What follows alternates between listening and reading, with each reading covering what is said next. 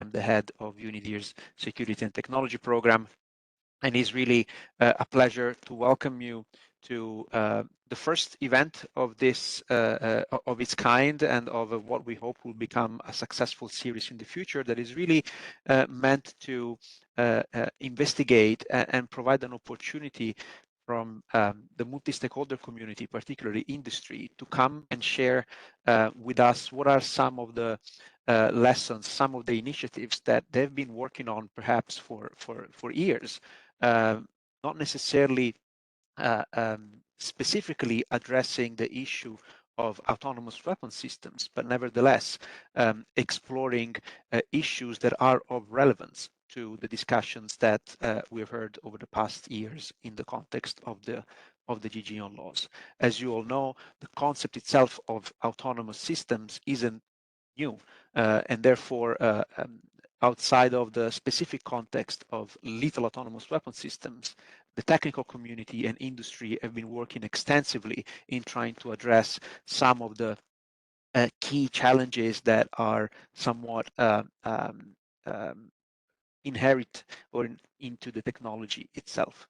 And that's why as UNIDIR, we see ourselves as the right platform to give this community an opportunity to come and share with us their experiences and expertise.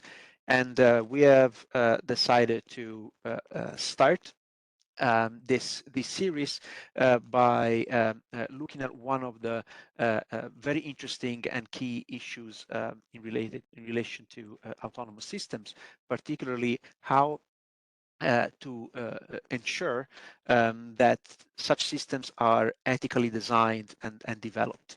So the issue of ethics is an issue that has been a reoccurring one in the context of the discussions in the GGON laws, and therefore we're going to explore it more in depth today. Before I give the floor to my colleague Joanna, that is going to be the moderator for this event, just a couple housekeeping issues. You will have seen the icon. The event is being recorded. This is because we will then make it available on our website and social media channels for those that couldn't make it today, or for you if you want to go back to it later on. And this is a webinar event, so if you have any questions or observations, please feel free to ask it in writing or send us a message, and we'll get to it. We have reserved quite a large portion of time for the Q&A at the end. So without further ado, I give the floor to my colleague Joanna, who will introduce us to our guest speaker and take us from here. Thank you. Thank you, Giacomo, and hello, everyone. And welcome to our webinar. I'm really pleased to introduce our speaker, Professor Edson Prestes, who will present today on ontological standards for ethics in robotics and automation systems. Professor Prestes is full professor at the Institute of Informatics of the Federal University of Rio Grande do Sul in Brazil, and leader of the FEW Robotics Research Group. He's also senior member of the IEE Robotics and Automation Society and IEE Standards Association. Over the past years, Professor Prestes has been working on several initiatives related to standardization, AI, robotics, and ethics. He's a member of numerous high-level panels and committees in the field of standards and ethics and robotics and automation systems. He's, among others, a member of the United Nations Secretary General's High-Level Panel on Digital Cooperation. He's a member of the IEE Global Initiative on Ethics of Autonomous and Intelligent Systems. He's a member of the MIT Global Council on Extended Intelligence and many other bodies. This is just actually a select list of his memberships. Professor Prestes will present today, as Giacomo just mentioned, on the IEE ontological standard for ethically driven robotics and automation systems, and he will share his insights into some of the extraordinary work that went into this process. I think it was already mentioned, but I will just repeat that the presentation will take about 35 to 40 minutes, and it will be followed by Q&A with the audience. So we encourage you really to prepare and share your questions in the Q&A box that you can see here in the chat. And with this, I am very pleased to give the virtual floor to Professor Prestes to share his presentation and his insights. Professor Prestes, you have the floor. I hope you're all ready. Thank you so much. Thank you so much. Excellencies, ladies and gentlemen, it's a great pleasure to be here. Let me share my screen. Just a minute, please.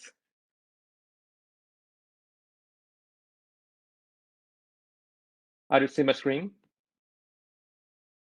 Yes, As was mentioned, I'm full professor in my university. I've been working in different domains, not only in computer science, but also in the ethics of AI, and also in the human rights in the digital age. In these different segments of this different domain, I've been acting as a member, vice chair of some groups, and also president of others. I started this presentation say that I'm not a ludist, so I'm very enthusiastic with the technology. I believe AI and robotics can provide a lot of benefits for the humanity, a lot of benefits. So we already seen some AI and robotics applications in the industry, in the medical domain, and security, and so on. However, we need also to consider the negative impact of this technology in our lives. And this impact go further than just impact on the privacy, because at that moment you are seeing some system create some misogynist situation, make some segregation, promoting social skilling through the proliferation of hate speech, some system that are influence our decisions, manipulate our choice, and also impacted democracy. Because of that, in 2016, the IEEE, that is, by the way, is the largest technical scientific society around the globe, established the Global Initiative on Ethics of Autonomous Intelligent Systems. This global initiative convened several people from different parts of the globe with different backgrounds to discuss ethics of AI. So with this, all this perspective from the legal point of view, from the technical point of view, and so on, we wrote the document called the Ethically Aligned Design that contains several issues of the domain and also some recommendation to address each issues. As a result of this initiative, several working groups that focus on creating technical standard were established. One of this working group is the 7007 Ontological for Ethically Driven Robotics Automation Working Group. So I'm the chair of this working group, and the vice chair is Sandro Fiorini from IBM Brazil, the secretary Paulo Gonçalves from Portugal, technical editor Michael Huftalen from USA, and Babita Hamlau from Canada. So this working group has more than 100 members from different parts of the globe, and also this working group contains members from different segments, sectors of the society. And we created a standard that has a set of ontology with a different abstraction level that contains concept, definition, relationships, and also use case that are relevant for creating ethically driven robotics automation system. So we dedicate 4 years to elaborate this standard. I can say at the moment that it was not easy to create this standard because the domain is pretty complex and we need to see this domain from different point of views and reach a consensus. So reach a consensus in the multidisciplinary, multi-sectoral community is pretty difficult, but we did it. But what exactly is an ontology? Because we have an ontological standard. Ontology is a branch of philosophy, and we very use it in the computer science domain because of several properties of the ontology.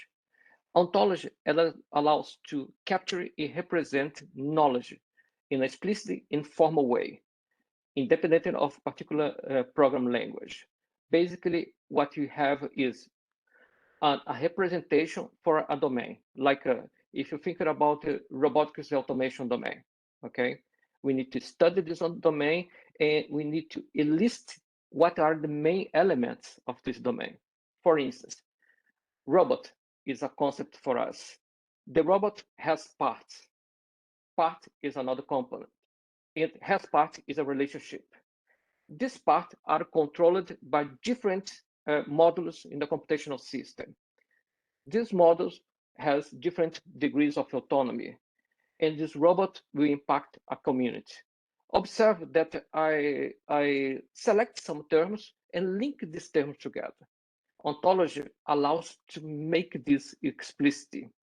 And one point that is very important is that all these relationships are formally represented. What exactly that means?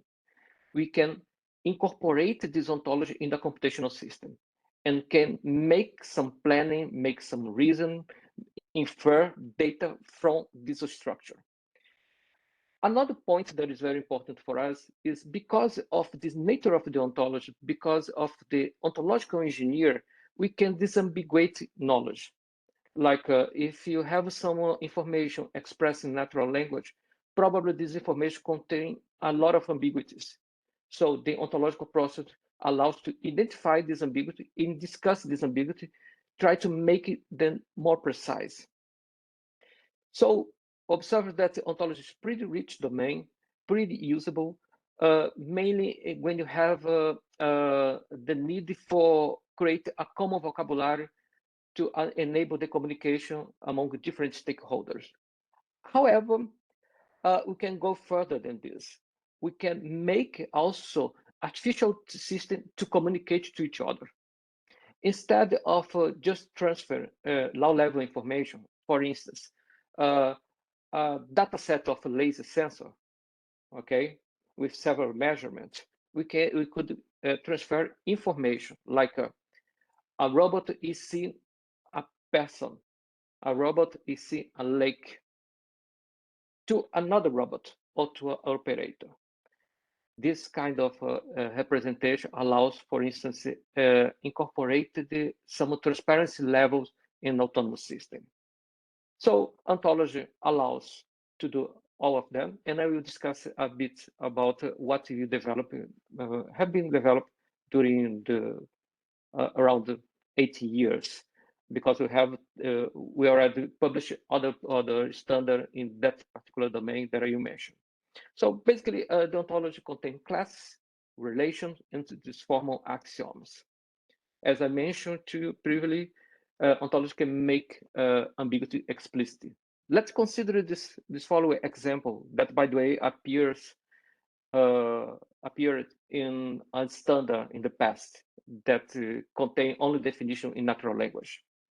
Robot is an actuated mechanism programmable in two or more axes with a degree of autonomy, moving within its environment to perform an intended task. That is a definition, okay? That was used for a standardization development organization. But the question is, when an actuated mechanism become a robot? Because according to this definition, a robot needs to have an autonomy.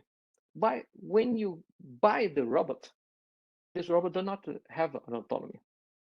Okay, so you are not to buy a robot, but you are buying an actuated mechanism. Another question that is very relevant for our discussion: what is the minimal degree of autonomy that an actuated mechanism should have to be considered as a robot? We have different degrees of autonomy. The robot can simply make some movement according to a sensor, like open or close the door. That is a kind of autonomy. But you have also more complex level of autonomy that allow the robot to perform a task autonomously. Okay, but what is the minimal degree of autonomy that make an actuated mechanism a robot? All this ambiguity come from the ontological engineer. We need to investigate the domain. We need to investigate this ambiguity and try to provide some precision through the formal axioms.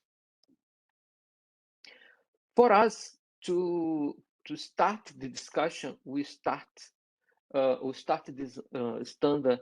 We need to identify all these main elements that are relevant to create the system and that are relevant to thinking about the potential issues. In that sense, we consider different kind of issues, and from these different kind of issues, we try to identify parts of the system that are relevant, what are the principles and values involved in that issues that were violated, what are the national and international laws also involved, the ecosystem regulated, the human well-being beyond the GDP, because we know all artificial system will impact in different levels of the human well-being and not only in the GDP. So if you have this understanding about this ecosystem and make this proper link, we can create responsible innovation. And if you have an ontological framework, you can use all this information and all this data associated with this information to answer questions like what values and principles are embedded in that system? What principles are being violated or in conflict? Because you can have some potential dilemmas, ethical dilemmas, during the actuation of the system. Who is responsible in case of fail? What are the actions performed by an artificial or human agent in the given period of time? How does the solution impact the environment? How to implement an ethical driven solution? I'm sorry. I think I lost. Are you seeing me? Oh, okay. I thought I lost my connection. I'm sorry for that. So, how to implement an ethical-driven solution?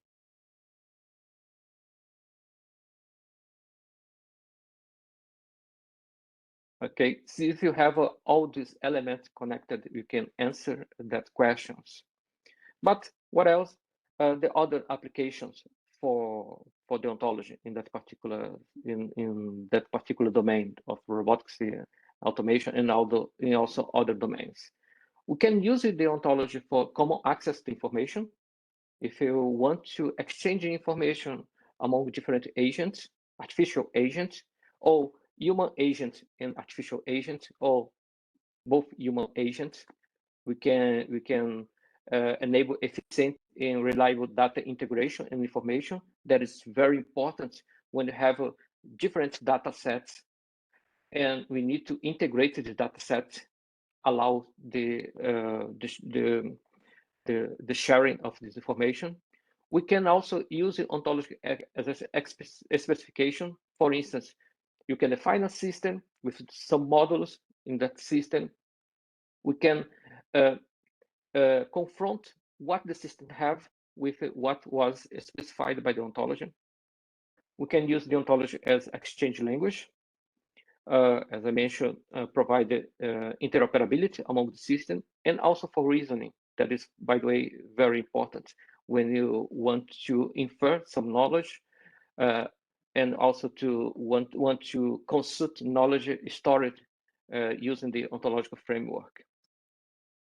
That scenario is very relevant for us, for our group, because every time that we think about the ontological standard, we're thinking about collaboration among different artificial intelligence. In that case, we have a helicopter, we have some drones, we have some ground robotics, and all of them are connected to our cloud computing. In that case, we can have use this helicopter to provide a bird eye view about a particular region, and you can send this drone to the region of interest. But you can use also this ground robotics to collect the data on the ground and send it to the cloud computer. Observe that this robot has different speeds and different also capabilities, and has different payloads. So like a drone could see a car, for instance, and send the information about the car in a particular street. That is a scenario for us very useful for surveillance and security, but you can also move to agile manufacturing. I believe all of you already heard about the Industry 4.0. The Industry 4.0, the main element is about the communication among the agents, and also transfer skills, transfer learning mechanism. So all of them can be done using the ontology. Some of my colleagues are using the ontology exactly for doing that, like for reprogramming the robot easily and to transfer information among robots. Our standard contains several models. As you can see here, just a minute, let me, are you see my pointer? So we have different models. We have NAP, DPP, TA, EVM that I will mention for you. And also we make some reference to Cora. I will mention all of them for you. The Cora is a core ontology for robotics automation. We published this ontology in 2015. That was the very first IEEE robotics automation standard, and that contains some basic concepts about robotics and automation. Because of the relevance of this standard and also our activity, we the working group, were the recipient of IEEE SA Emerging Technology Award. It's an international award. So that is a small picture about this ontology. We have concepts like agent, device, and robot. In that case, robot is agent and also a device.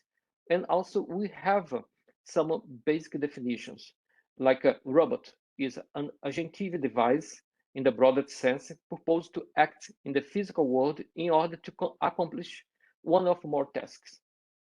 In some cases, the action of a robot might be subordinated to action of other agents, such as a software agent or humans. We have also a definition for fully autonomous robot. I believe one of the main contribution of this standard, it's about this definition about fully autonomous robot, remotely controlled robot, because for us, these definitions are not rigidly assigned. So you cannot simply say, okay, that is a fully autonomous robot. That is an industrial robot or service robots, because these categories are whole play by the robots when this robot is inserted in a particular environment. Like I can pick an industrial robot and put in the service domain. And this robot change its role from the industrial to the service robot. So in a similar way, a robot that is remotely controlled can be also a fully autonomous robot. What is necessary? To incorporate some modules that make it to act autonomously. But I also can disable some modules to make this robot from the status of fully autonomous robot to a remotely controlled one. So this notion of whole, it was a very interesting breakthrough proposed by that standard. Continue the discussion. We have this other sub-ontology like NAP, DPP, TA, EVM. The NAP focus on aspects related to ethical theories and principles that characterize the norms of expected behaviors for norm-aware agents in autonomous systems. In the DPP, we focus on data privacy and protection. We study several regulations about this domain, and we list several concepts and relationships for that domain. In transparency accountability, we do the same. And I will present this diagram and also discuss some of this relationship. In the ethical violation management, we also model the concept of relationship associated with capability to access, detect, and manage ethical violation in the robot behavior. That is the cover face and also the table content of our standard. In the chapter 4, we have all this ontology and the formalization. We have an annex that discusses some informative definition, where this definition are expressed in natural language, but we have the definition expressed in chapter 4 using mathematical language, so more formal. We have the use case that we we use to elicit all this concept, and so on. So we have this big diagram here. Okay, I will not enter the detail, but here this diagram is being presented here to show you how complex is this domain and the complete view of this sub-ontology. But I can highlight some elements here in this part of this diagram that shows the notion of agent that applies a particular agent plan that contain some plan action, where this agent plan satisfies some norms, where these norms are prescribed in the ethical theory and are influenced in the social collection. Observe that all these elements are very relevant in all domains of robotic automation system. Mainly if you consider this ethical theory is not directly used, but in the end it is directly used in all systems. For instance, when you develop a robotics or robotic system or AI-based system, we need to define how the system will operate. For instance, you can define a set of actions and give a priority for the actions to be performed. So you are using a deontological approach. When you think about the system that should minimize a particular error function, okay, so focus only the output of the system or the final stage of a particular task, you are using a consequentialist ethical theory. So discussing this ethical theory is very relevant because you can see this gap and try to solve this gap before they appear in the real world. Okay, so these are the main concepts, some of the concepts that appear in the ontology. Focus on norms and ethical principles. All the formalization using this notation. This notation correspond to a notation available in the common language. Is another standard. In that case, we have an agent plan defined by the X. And to have an agent plan, it is necessary to have a system plan repertoire, an ethical theory, a plan action, a norm, where this system plan repertoire defined by R includes the agent plan. And this agent plan subscribe to an ethical theory. Of course, this is very technical, but for us, it's very important because if you want to implement this ontology, we need some formal representation. In this formal representation are expressed using this notation. So we can implement that in the computational system. If you want to understand this concept, we provide also some high-level definition, like an agent plan is a plan subcategory that consists of a specification, partial, complete, for a sequence of agent actions to achieve target goals, objectives, and serves to realize agent intentions. So we have this formal informative definition and also the formal one. For data privacy and protection, we have a similar structure. We have the notion of a person, personal data. This personal data could be classified as a health data, economic data, social data, environmental data, and so on. This personal data can be processed by a transaction, but this process collected only accessible part of this personal data. And to make this process happen, this process should conform to access policy, which will be implemented by a data protection principle. Okay, so that is the notion. So it's an overview about the data privacy and protection ontology. For transparency accountability, we also have a similar diagram as you can see here. So observe that we have a box with different colors, like red, green, and so on, because this box came from the other ontology. Like the box in red came from the norms and ethical principles. In green came from the top-level ontology. Okay, observe these ontologies are interlinked, are connected. So to see, to understand the transparency accountability ontology, it's necessary also to understand the other ontology, because we need information from the other ontology. Like if you want to have a discuss content, it's necessary to have some elements that will formulate the discussed content. That, by the way, is defined by the agent that was presented in norms and ethical principles.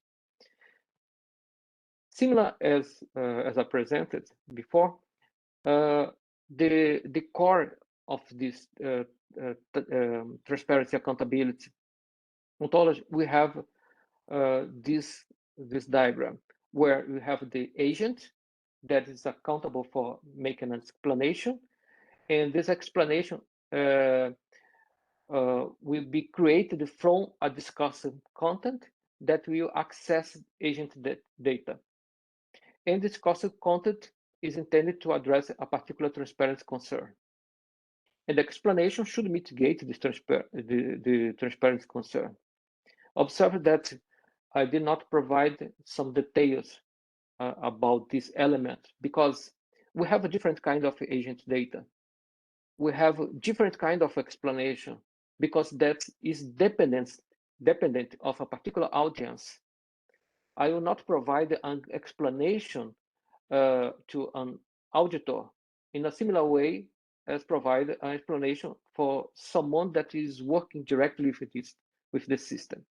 Okay, and also this explanation could be presented in different formats, in a video, in a text, in a graphic, and so on. In terms of ethical violation management, observe that a new box appears here. So it's necessary to understand the ethical violation management, thinking about the other concepts that we have. But the main elements are normal violation that is detected by the agent monitor, that will elicit a responsibility ascription that could be legal or ethical.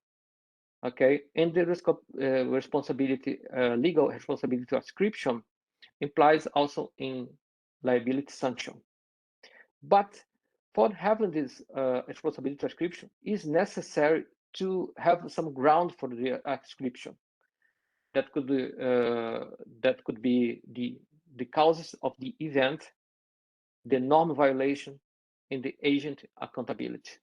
So all these elements are extremely important for ascribed responsibility, where the ascription will be directed to the agent. One point very important is that agents that are human can be, for the agents that are human, can be ascribed legal responsibility ascription. That is different from the agents that are artificial. For that particular case, only ethical responsibility ascription can be done. Here in this diagram, we have a instantiation of some of these concepts. That this diagram refers to the transparency and accountability. So we have some concepts that I discussed before, and here we have this instantiation. I'm sorry, this instantiation. I will focus in that instantiation, okay? So this part here for this diagram. Observe that we instantiate on a particular scenario where you have a robot that is an instance of the class of robot. What exactly that means? Let's say, for instance, a database. Okay, we have a database of government. We have a structure with the information that are relevant for the government or for a manufacturer, like the name, the address, the responsible, and so on. When you assign data to that database, we have more specific information, like the name, Edson Prestes, address, here in Brazil, Porto Alegre, and so on. So this data correspond for us to the instance, okay? So that is a robot. That is an instance. This robot is accountable for a particular explanation that, by the way, is an instance. And the explanation, we have information about the content of the discuss. That could be technical, we have different levels, styles, forms, and so on. And the robots formulate the discussed content. And the explanation is provided to a particular audience. Okay, so what you are seeing here are the instance. With this instance, I could make some search using this ontological framework, like what explanations are directed to a particular audience of the developers, audience of the auditors. What explanation are more technical? What persons are involved in the particular explanation given by a robot? Okay, so I can have different kind of explanations that the system can provide for different audience. So observe that this robot is provided one explanation, another explanation with a different content, discourse content for different audience. So if I have all of them stored using the ontological framework, I can make this search. This kind of diagram is very interesting and important for us because imagine that you have all this information stored in the framework. I can provide this dependence among this concept. So basically, what we have is a transparency of the system because we can see the system graphically, this element of the system. In that particular case, I'm providing only high-level information, but I can enter in the details, say, okay, what are the plans that were performed? What are the actions? In which section? What were the period of the time that a particular fail happens? In what are the actions involved? In what are the principles violated? Using this framework, that is possible. We have also an example quite interesting to show to you. Let's read that. As Flight X proceeded with its mission, the pilots and drones encountered a series of situations recognized by members of the flights. The flight commander recognized a possible threat situation and tasked the search drone to locate the threat. The search drone selects a threat detection plan, execute a search area plan. Once the search drone locates the threat, it tasks the fight drone to defend the fight and engage the threat. The fight drone selects the threat defense plans, which entails of arming and fire of weapons. During the engagement, however, collateral damage is occurred and some civilians are killed. The agent involved in the encryption process determined that the navigation and communication components between the search drone and the fight drone exhibit faults that result in erroneous GPS location data used by the fight drone. The fight drone fire of weapons was the direct cause of collateral damage. However, the failure of the drone system component due to insufficient system reliability contribute as an indirect cause. As a consequence, the responsibility encryption process ascribed distributed responsibility multiple agents and fight drone robot and company VP of drone development. So all this scenario can be modeled using this ontology. So again, we have a big diagram to show a partial ontology, and also the instance of the ontology and the links between the instance and also the concepts. But for that particular scenario, we need instantiate the concept that appears in different ontologies. Like you are using here instantiation from the norms and ethical principles ontology. So in the instantiation, we have an instance of robots, we have an instance of agents, we have this instance, we observe that the robot applies a particular agent plan that satisfies a particular norm that should be protect civilian.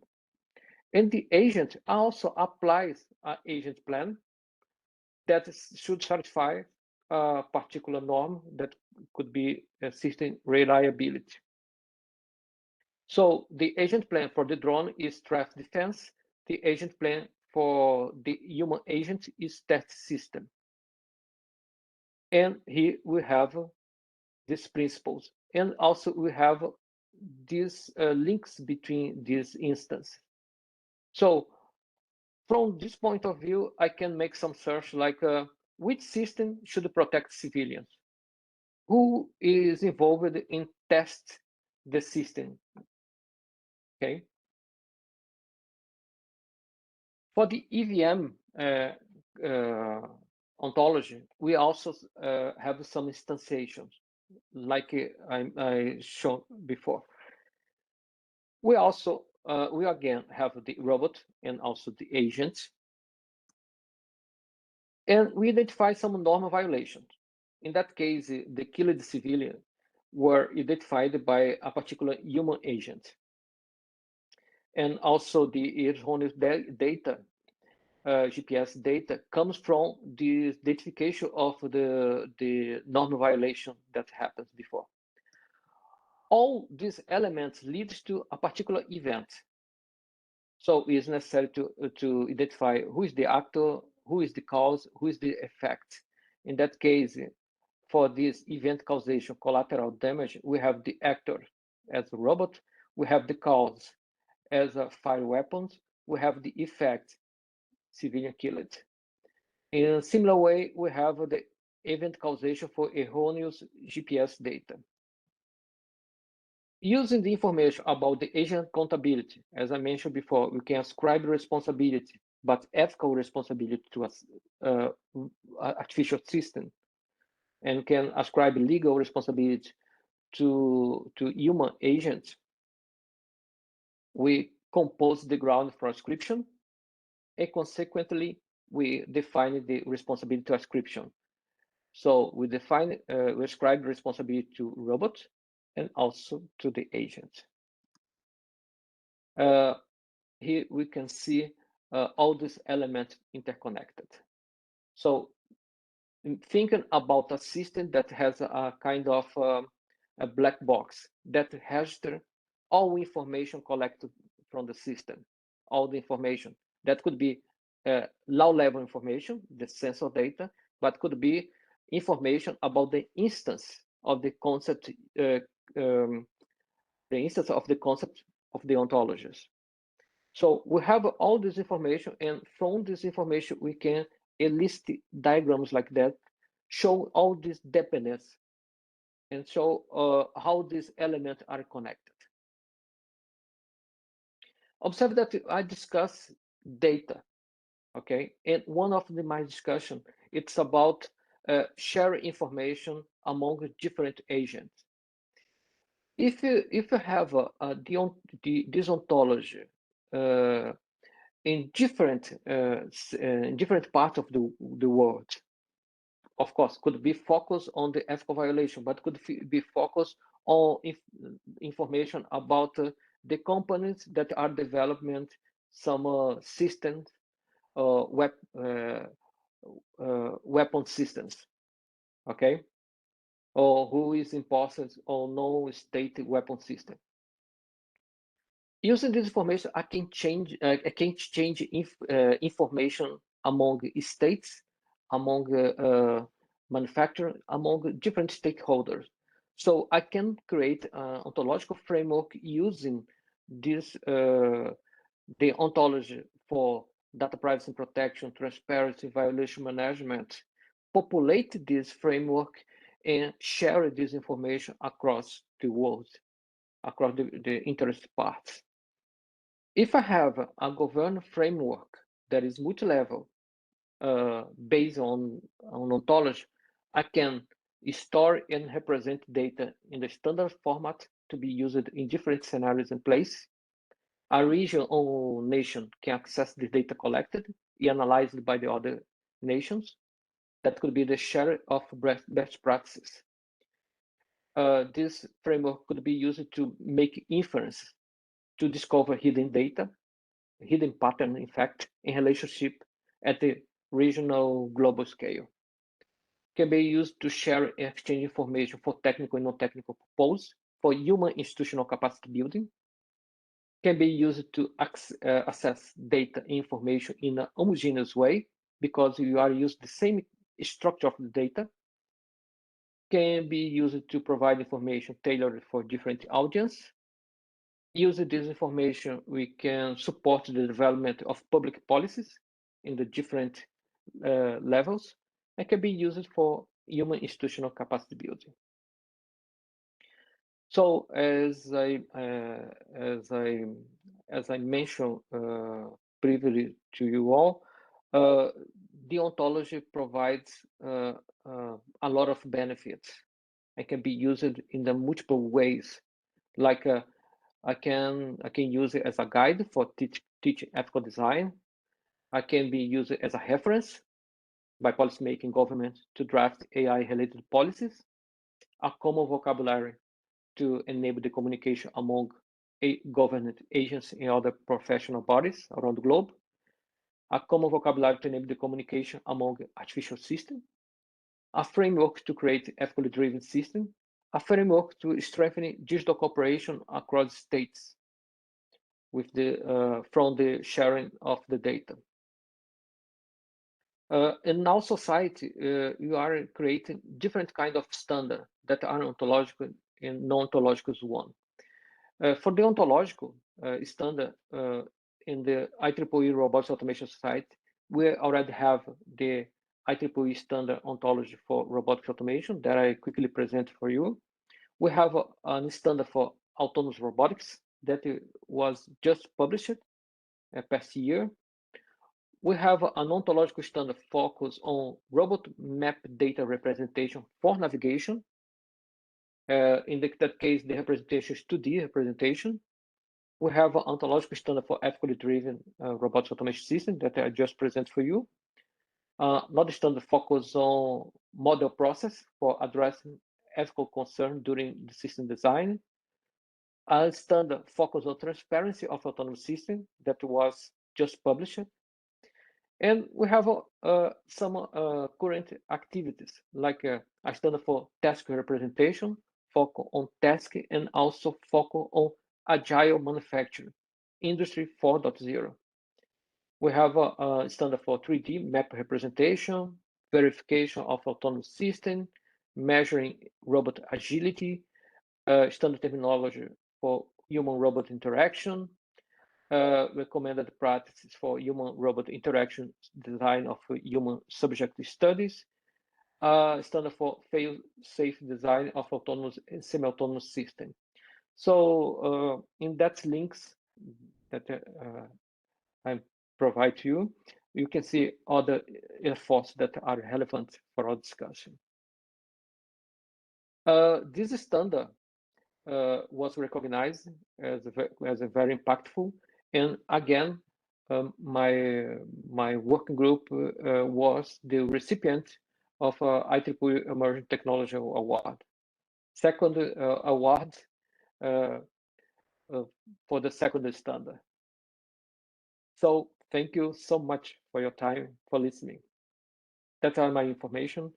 Contact if you want to connect me in LinkedIn or want to know more about my work or get in touch directly, please feel free. Thank you. Thank you so much. That was brilliant, and it just shows how extraordinary is the amount of work that goes into creating such a standard, and the amount of granularity you have to take into account. So just a housekeeping announcement that we thought that we would make everyone we'll give everyone a panelist status, so that if you want to ask questions, you can do so directly by unmuting yourselves and just addressing your questions to our speaker. Of course, you can still type them in the chat box, and I will pick them up as we go along. So just to break the ice, Professor Prestes, I have two questions, and I'll formulate both, and you can take them in whichever order you want. So the first one is quite basic in a way. I was wondering what are the advantages that you see in creating ontological standards compared to other kinds of standards that exist out there and that are in development by other organizations. So just if you can give us share a few of your thoughts on why exactly are ontological standards better, and why would you promote them compared to other standards? And the second question is, if your work is finished now, or are there more steps? Because usually standards are revised every couple of years, 5, 10 years, or depending on the system, on the platform, the technology. How would this work for your standard? I mean, for the standard that you created in your group, what would be the process, the revision process? Is there such a process? So yeah, these are the two questions before we hope that the audience will start to engage as well. So just to revise, maybe you can share a few thoughts on the first question, which was on the advantages of using ontological standards compared to other kinds of standards.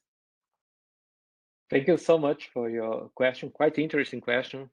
The main advantage of ontological standard are the structure of this standard, because you do not have only the definitions in natural language process, but we have also formal definitions that provide more precision.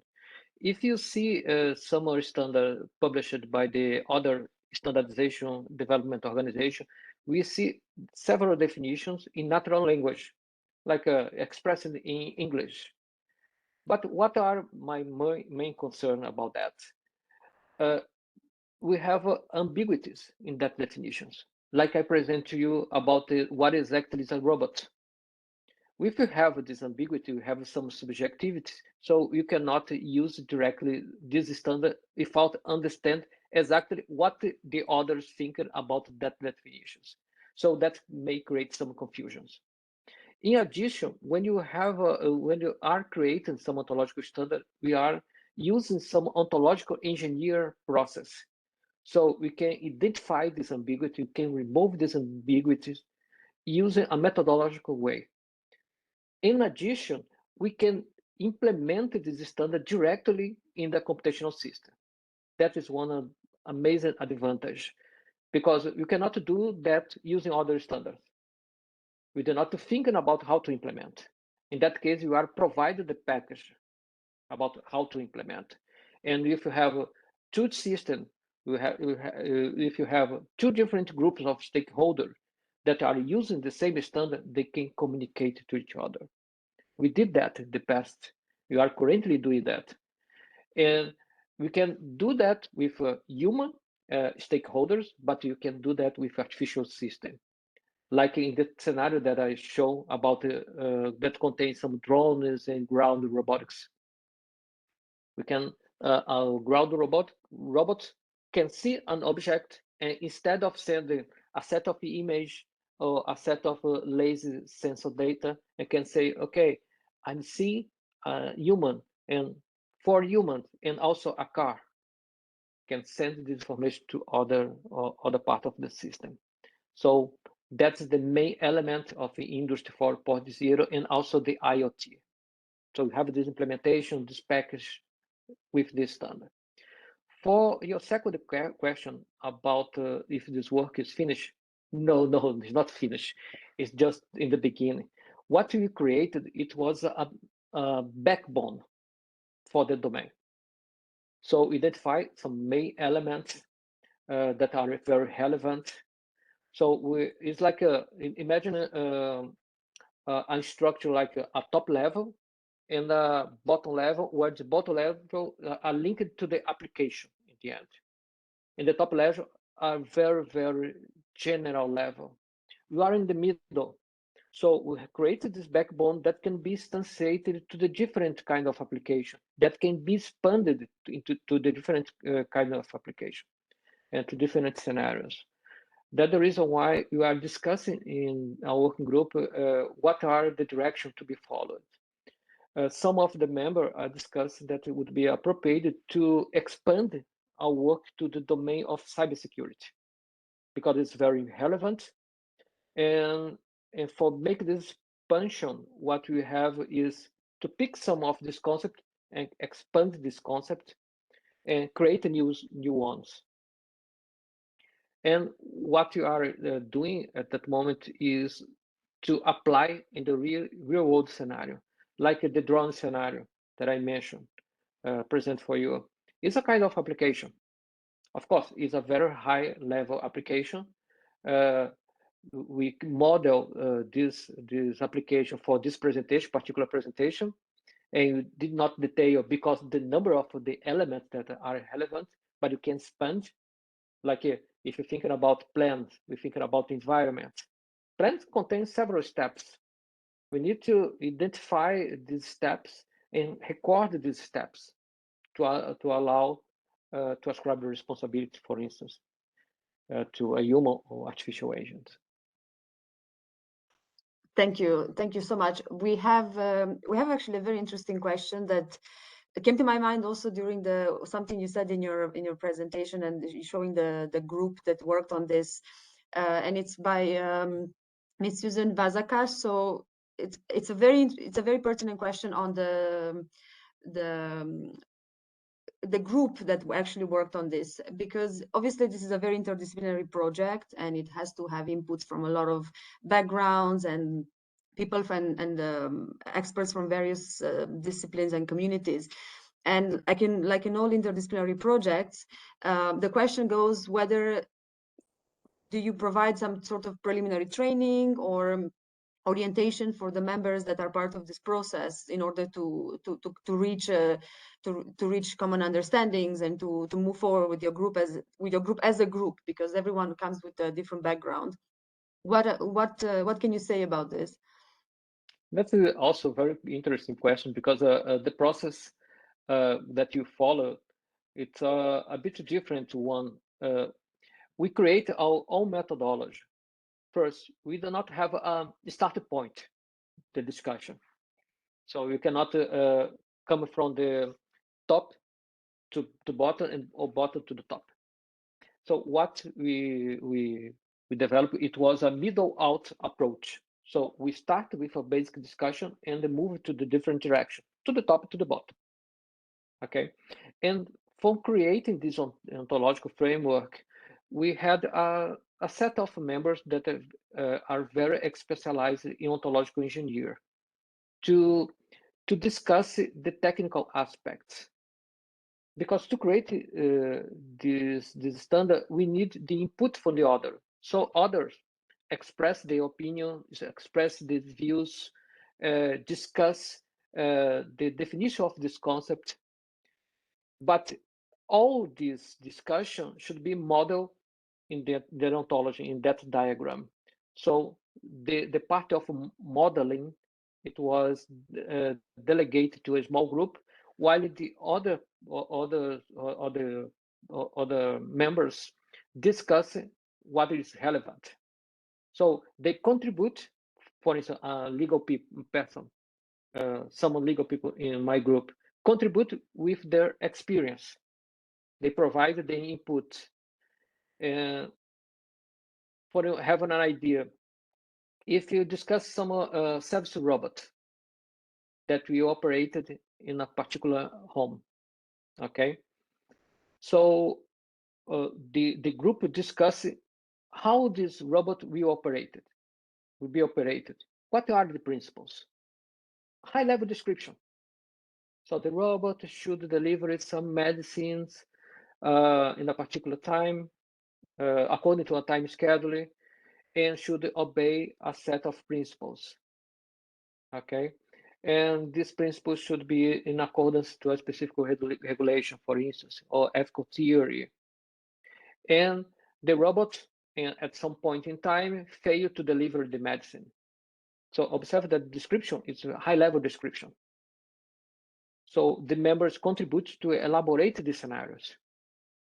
And the group that are focused ontological engineer pick the scenarios and identify what are the main elements and create this ontology and present to the group to see their reaction about what they think about it.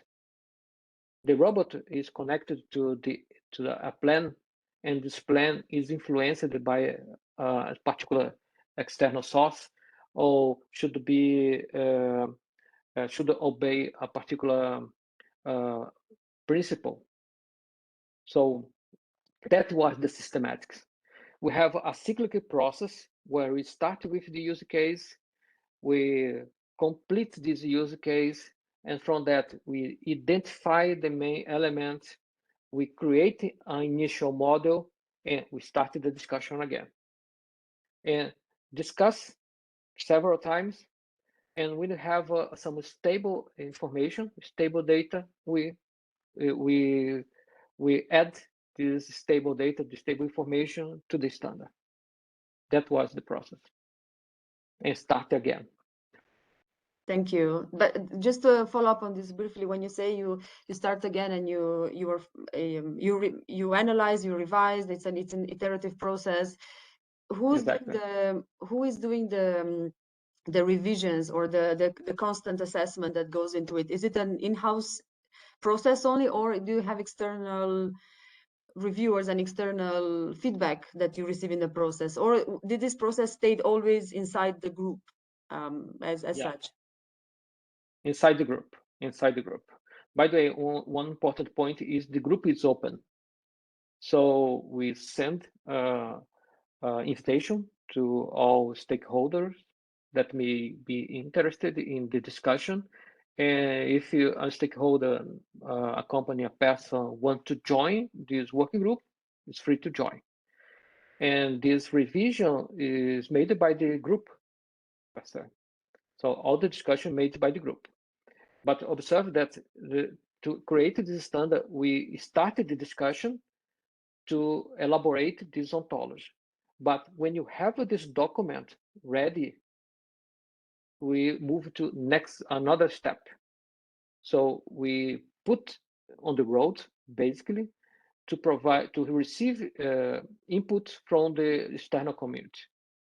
So before the final approval, we have all the discussion, we have the elaboration of this standard, and after we invite all the community to scrutinize that work. I remember that when you put on the standard on the road, we reached the minimum acceptance rate. Now, in fact, we were above the minimum acceptance rate. It was around 19% of approval rate from persons that are not part of the working group. So they evaluated and provide some feedback in that first step, and we pick this feedback and change the standard according to the feedback, reply others that are not aligned with our intention, and we put again the road for another round of feedback. So to make this work standard approved, finally approved as an official IEEE standard, we went through three phases, three evaluation through the ballot process. Thank you. And now I will use my privilege as a moderator to shift the discussion more towards what our community here in Geneva is very passionate about, which is the subject of lethal autonomous weapon systems. As you know, this is a topic that has been broadly discussed for many years here in Geneva. And you already mentioned the keyword autonomous weapons. So of course I have to pick up on that, and we have to discuss a bit the military side of this topic, because of course there's a potential use and transfer of some of these concepts to the military domain. And you already mentioned autonomous weapons, and that you also alluded to the fact that the way we think about autonomous systems and autonomous weapons depends on the context, and definitions will vary, and they will have to be adjusted depending on the use and context. So can you provide us with a bit more context on that, and how would you define exactly autonomous weapon systems based on depending on the context, and how would your group envisage the definition and the characterization of autonomous weapon systems, given all the work you've done and the way you approach definitions and the way you think about assigning certain definitions to concepts? How would you define autonomous weapon systems? That is very interesting question. I must confess to you that I did not think about this definition scientifically, formally, because it's not my main expertise. But if you think about now in terms of definition, the first thing that I would ask you is what exactly is a weapon? For instance, is a artificial system, a robotic system that contains some weapons? So if that, I could say, okay, we have autonomous weapons, whereas a robot that has some part that correspond to an Apple weapons.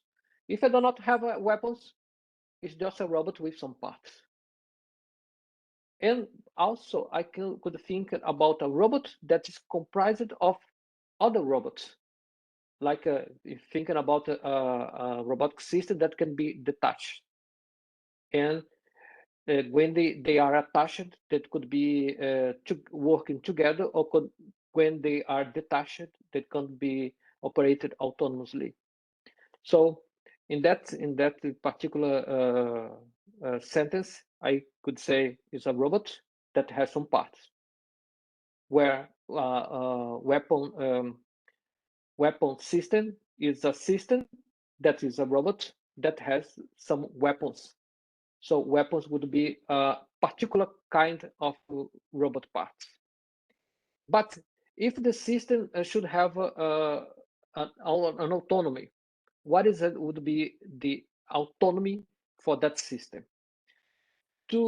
For autonomous weapon system, what is the minimal degree of autonomy that the system should have to be considered as autonomous weapon system? This autonomy is in the whole plan, or this autonomy is in a particular plan?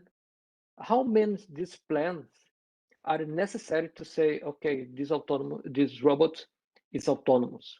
Because we have a different kind of system, for instance, for a robotic system, in that case, an autonomous weapon system, we have a system that controls the movement of the robot. We have a system that has the capability to detect some particular situation. That could be as agents, buildings, or specific scenarios. So this robot could have this ability and could do that autonomously. If a robot has one autonomous function, can we classify this whole system as autonomous? Probably not, because the autonomous implies also in actions. When you're thinking about full autonomous system, we have the acquisition of the information, the process of this information, the extraction of the high-level information, and connect all this information to the actions. Okay, but you have different degrees of actions.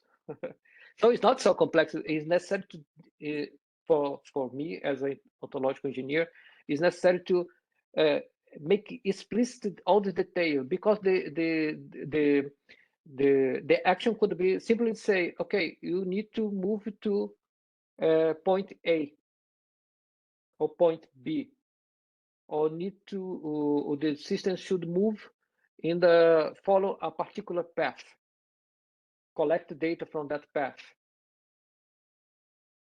Imagine a system that you only survey a particular region. The system could carry weapons, for instance, but it does not have the model to trigger to fire of the weapons. Could be autonomous, because it survey some specific area, but do not have the model to fire the apples. Can we classify the system as autonomous weapon system because the system is autonomous, it contains weapons, or the autonomous weapon system should also should demand that the fire of the apple happens in an autonomous way. So for ontological engineer, we need to make these questions. That are exactly the questions that we pose for our working group to create this ontology. We need all this information to make all this the data explicit, to create this dependence, to say, okay, if your system has this component, that component, so can be classified as autonomous. For us, we create in the core ontology for robotics automation 5 concepts related to the autonomous that is very general, that can be ramified in other sub-concepts. One concept related to the semi-autonomous, one related to the fully autonomous, one related to the remote controlled and teleoperated controlled and automation. Autonomous. Thank you. Well, you were saying you didn't give it much thought, but I felt this was actually very, very, very elaborate and very structured and well thought out answer. So thank you for that. We got a question in private that is quite complex. So I will read it to you I'll read it in the beginning, but maybe then we can break it down into parts. So the question asks whether this or how could this the ontology allow for the assessment of the functioning of robots, and how could then the reports and assessments that are provided by the adoption of a common ontology be further elaborated to underpin decision making, or perhaps even eventually legal reviews. I don't know if you are able to follow. I can because it's a very interesting and complex question. I can perhaps repeat the first part. So the question goes, how do you think that the ontology could allow for the assessment or the report of the functioning or the use of robots? Yeah, that is very, very interesting. It's very aligned with the purpose of the ontology. I think you were aware about the deep learning approach. Deep learning, it's a very fancy approach for the AI domain, but it's not very relevant or useful for that domain because the models are opaque. So we do not know exactly what is happening in that system. We do not know why the system produce a particular output, because all these elements, all the decisions are encoded in the weights of in the network. But if you are using the ontology, are totally different, because observe that you have this concept, we have these relationships. Every time that robot performs some action, this action is registered in the ontology. So all these actions are registered in the ontology. All these relationships are registered in the ontology. So we have like a log of the system. I'm not sure you're familiar with that. So we record all this information. but it's not low-level information. We have the record of high-level information, like a robot perform an agent plan. This agent plan is responsible to perform the plan action 1, plan action 2, plan action 3. The plan action 1, it's according to a particular principle and should trigger a particular action in the robot. So we have all this information that. So we can use all this information register to identify what exactly the robot did. So you can backtrack.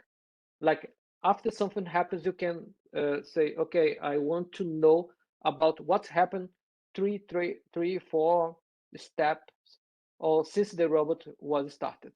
You can do that.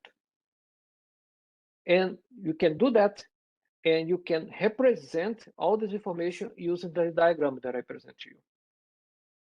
So from this information, we can access the impact of the system.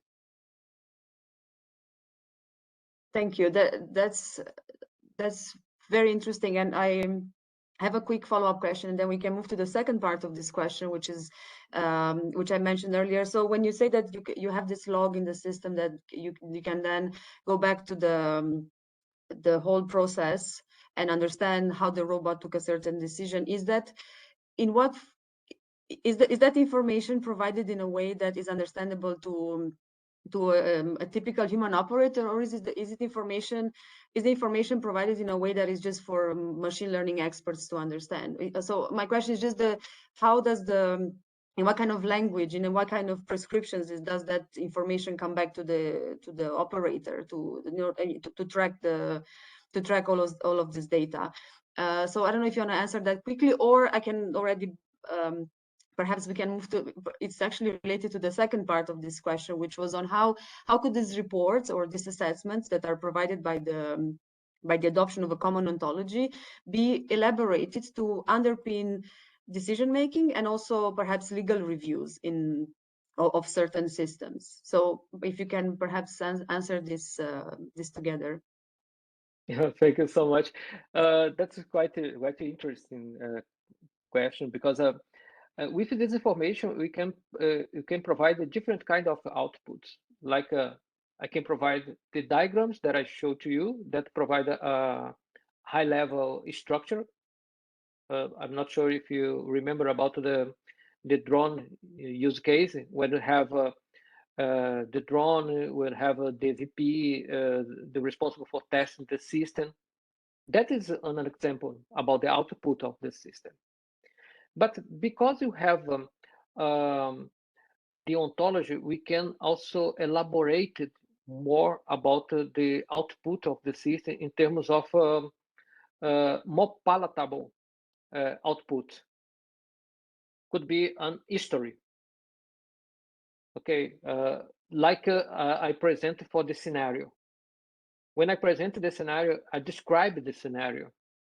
Okay, and after I present the instantiation of the ontology. So I could provide that instantiation, but I also could come back to the scenario. So the ontology allows that. Just a quick comment. If you go to the natural language processing domain that is involved to pick a long text and extract the essence of the text, for instance, or identify, see if the text is positive or negative. To doing that, they use the ontology at its core. So we can do the same, use the ontology. If you have the ontology, you can do the same thing that we can do in the natural language domain. Thank you. Perhaps following up on this, actually, we have 2 more questions that also came in private. So the first one is, how can you describe further the idea of an ethical violation in the case of this standard, and how could how would this programming serve to identify ethical or legal violations? Okay, when you think about the person, when you create the system and define all these elements, we also link like the plans, the intention of the system to a particular set of principles, like protect civilians.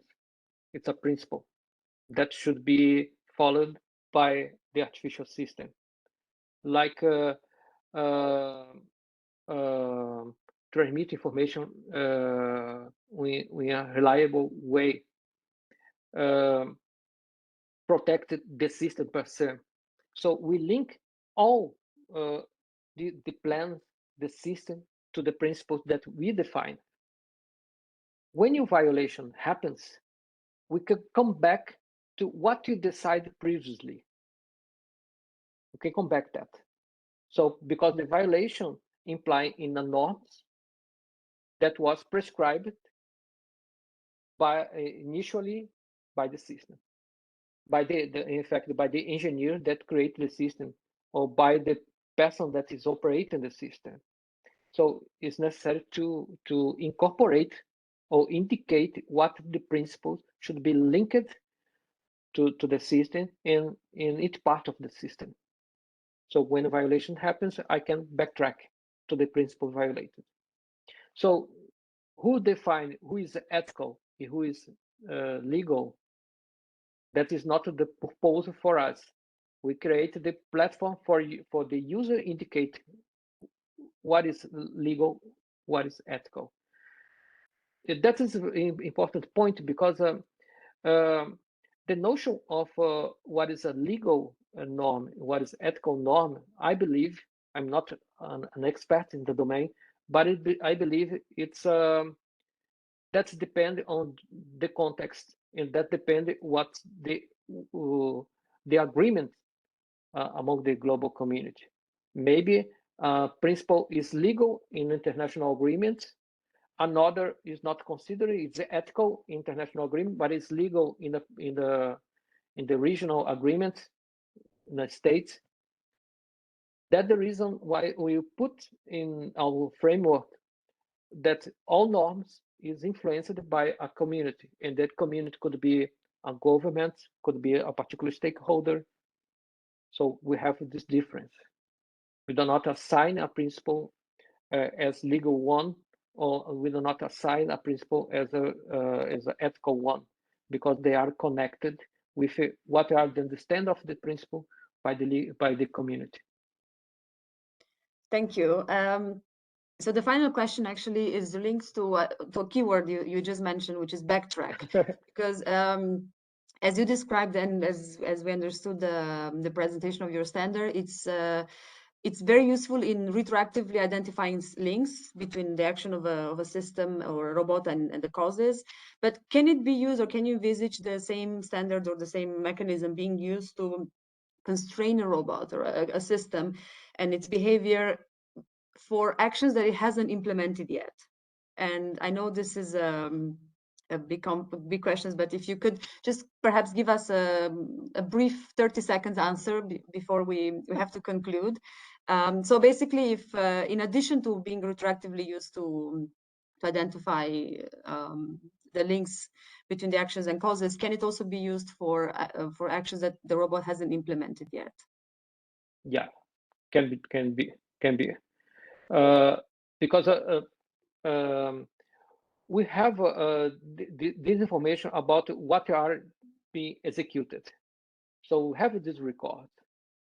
So if you have some gap about an execution in another execution, like an action ended in a particular specific of time, you have a blank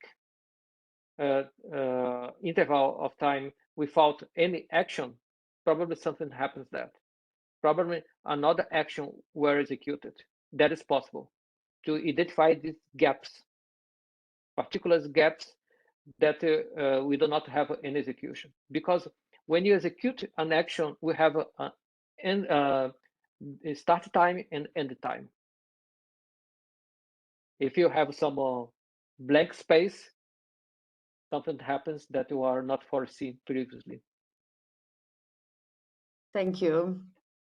Thank you. This was absolutely fascinating, and we really thank you also for sharing your insights on autonomy, on autonomous weapon systems, which is something that I'm sure many of our listeners and us also here at the UNIDIR are very much interested in. So, but thank you really very much for your presentation, for your time, and for your efforts in making such a complex topic digestible and understandable for a wide audience. So, just to conclude, I will hand it back over to the head of our program here at UNIDIR, to Giacomo, and really thank you very much from my side as well. And Giacomo, I hope you're connected. Yeah, of course. Thanks, Joanna, and thank you, Edson, for a fascinating presentation. I think even if we had 1.5 hours, we merely scratched the surface of what is a very complex topic. But I do believe that really industry is a step ahead and has been thinking about these issues for much longer and in a very detailed way. So I'm sure there is a lot of benefit in having more of these exchanges. Thank you also to our audience that remained with us for the last 90 minutes. If you haven't done so already, please do take a moment to fill in our feedback form. And just to say it again, this event will be published on our social media and website. And with that, I thank you very much again for your time, and I wish you a great rest of the day and a great weekend. Thank you.